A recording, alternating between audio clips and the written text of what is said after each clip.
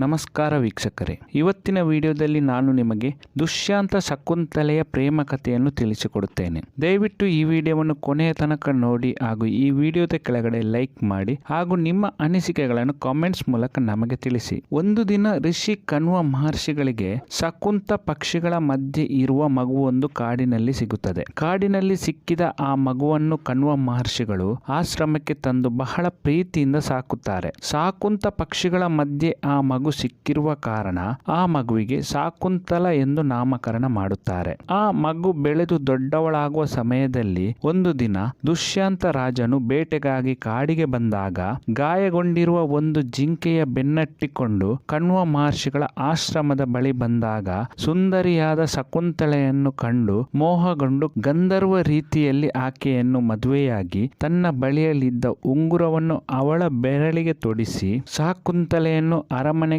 ಕರೆದುಕೊಂಡು ಹೋಗುವ ಭರವಸೆ ನೀಡಿ ತನ್ನ ಸಾಮ್ರಾಜ್ಯಕ್ಕೆ ಹೊರಡುತ್ತಾನೆ. ತದನಂತರ ಶಕುಂತಲೆ ಸದಾ ತನ್ನ ಪತಿಯ ನೆನಪಿನಲ್ಲೇ ಮಗ್ನಳಾಗಿರುತ್ತಾಳೆ. ಒಂದು ದಿನ ದುರ್ವಾಸ ಮುನಿಗಳು ಆಶ್ರಮಕ್ಕೆ ಬಂದಾಗ ತನ್ನ ಪತಿ ದುಷ್ಯಂತನ ನೆನಪಿನಲ್ಲಿ ಮಗ್ನಳಾಗಿದ್ದ ಶಕುಂತಲೆಗೆ ದುರ್ವಾಸ ಮುನಿಗಳನ್ನು ಸರಿಯಾಗಿ ಆತಿಥ್ಯ ನೀಡಲು ಸಾಧ್ಯವಾಗುವುದಿಲ್ಲ. ಇದರಿಂದ ಕೋಪಗೊಂಡ ದುರ್ವಾಸ ಮುನಿಗಳು, ನೀನು ಯಾರ ನೆನಪಿನಲ್ಲಿ ಮಗ್ನಳಾಗಿದ್ದೀಯಾ ಆ ವ್ಯಕ್ತಿಗೆ ನಿನ್ನ ನೆನಪು ಪೂರ್ಣವಾಗಿ ಮರೆತೇ ಹೋಗಲಿ ಹಾಗೂ ನಿನ್ನನ್ನು ಸಂಪೂರ್ಣವಾಗಿ ಮರೆತು ಬಿಡಲಿ ಎಂದು ಶಾಪ ನೀಡುತ್ತಾರೆ. ನಂತರ ಎಚ್ಚೆತ್ತ ಶಕುಂತಲೆ ಅವರಲ್ಲಿ ಕ್ಷಮೆ ಯಾಚಿಸಿದಾಗ ನಿನಗೆ ನೀಡಲಾದ ಆತನ ವೈಯಕ್ತಿಕ ವಸ್ತುವನ್ನು ಕಂಡಾಗ ಆತನಿಗೆ ನಿನ್ನ ನೆನಪು ಮರುಕಳಿಸಿ ಆತ ಎಲ್ಲವನ್ನೂ ನೆನಪಿಸುವಂತಾಗಲಿ ಎಂದು ಶಾಪಕ್ಕೆ ಪರಿಹಾರವನ್ನು ನೀಡುತ್ತಾರೆ. ಕ್ರಮೇಣ ಗರ್ಭವತಿಯಾದ ಶಕುಂತಲೆಯನ್ನು ದುಷ್ಯಂತನ ಬಳಿಗೆ ಕಳುಹಿಸಲು ಆಶ್ರಮದ ಸಹವರ್ತಿಗಳು ಅರಮನೆಗೆ ಕರೆದುಕೊಂಡು ಹೋಗುತ್ತಾರೆ. ಅರಮನೆಗೆ ಹೋಗುವ ಮಾರ್ಗದಲ್ಲಿ ದೋಣಿಯಲ್ಲಿ ಸಂಚರಿಸುವಾಗ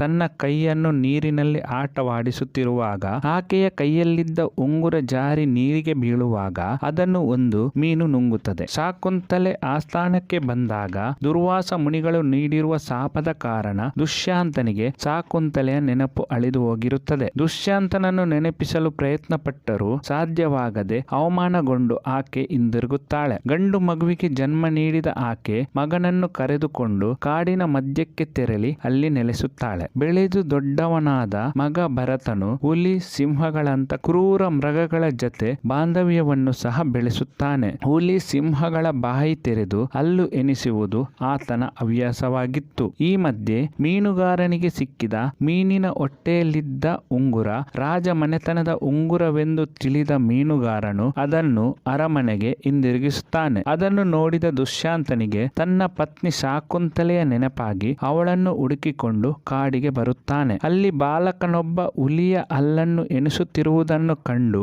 ಆಶ್ಚರ್ಯದಿಂದ ಆತನ ಬಳಿ ಬಂದು ನೀನು ಯಾರೆಂದು ಕೇಳಿದಾಗ ತಾನು ದುಷ್ಯಂತ ಮಹಾರಾಜನ ಮಗನೆಂದು ತಿಳಿಸಿದಾಗ ಸಂತೋಷಗೊಂಡ ರಾಜನು ಆ ಬಾಲಕನ ಮೂಲಕ ತನ್ನ ಪತ್ನಿ ಶಕುಂತಲೆಯನ್ನು ಭೇಟಿ ಮಾಡುತ್ತಾನೆ. ಈ ರೀತಿಯಾಗಿ ದುಷ್ಯಂತ ಶಕುಂತಲೆಯ ಪ್ರೇಮ ಕಥೆ ಸುಖಮಯವಾಗುತ್ತದೆ. ಇನ್ನಷ್ಟು ಹೊಸ ಮಾಹಿತಿಗಳನ್ನು ಮುಂದಿನ ವಿಡಿಯೋದಲ್ಲಿ ನಾನು ನಿಮಗೆ ತಿಳಿಸುತ್ತೇನೆ. ಎಲ್ಲಾ ವೀಕ್ಷಕರಿಗೂ ಧನ್ಯವಾದಗಳು.